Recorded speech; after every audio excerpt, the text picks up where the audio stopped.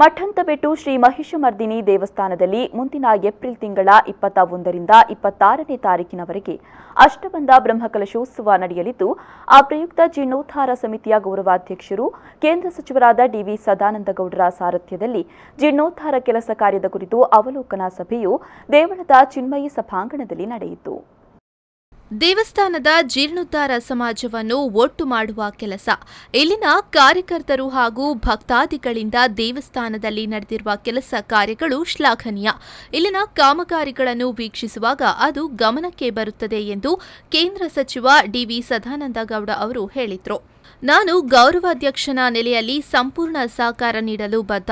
ಗ್ರಾಮಸ್ಥರ ಭಕ್ತಾದಿಗಳು ಅಪೇಕ್ಷಿಸುವ ಅವರ ನಿರ್ದೇಶನದಂತೆ ಕೆಲಸಗಳನ್ನು ಮಾಡುತ್ತೇನೆ.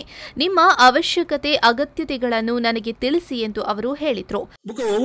ಬ್ರಹ್ಮಕಲಶ ಆಣಾಗ ಆ ಬ್ರಹ್ಮಕಲಶ ಅಲ್ಲೊಂಜಿ ಒಂಜಿ ಹೊಸತ್ ದಾನ ವಿಚಾರ ಒಂಜಿ ಹೊಸ ದಾನ ಅಂತ ಮಾಡ್ತಾರೆ. ಅಂಚಿನ ಒಂಜಿ ಬರ್ಪುನ ಅಂಚಿನ ಕೆಲಸ ಆವಡ ಅವಳ ಮಹಿಷಮರ್ದಿನ ಅಲ್ತಂತೂ ಖಂಡಿತ ಆವಡು ಒಂದು ಆಲೋಚನೆ ಮಲ್ಪ ಅವು ಬರ್ಪುಣಂದು ನನಗೆ ವಿಶ್ವಾಸ.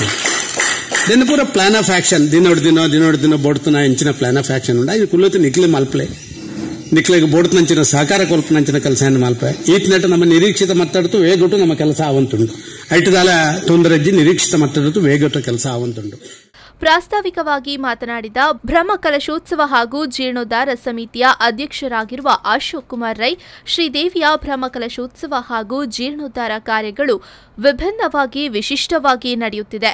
ಬೈಲಾವಾರು ಗ್ರಾಮದ ಭೇಟಿಯ ಸಂದರ್ಭ ಪ್ರತಿ ಗ್ರಾಮಸ್ಥರು ಪ್ರತಿ ಮನೆಗೆ ಭೇಟಿ ನೀಡುವ ಮೂಲಕ ತಮ್ಮೊಳಗೆ ಬಾಂಧವ್ಯವನ್ನ ಬೆಸೆದುಕೊಂಡಿದ್ದಾರೆ ಎಂದರು.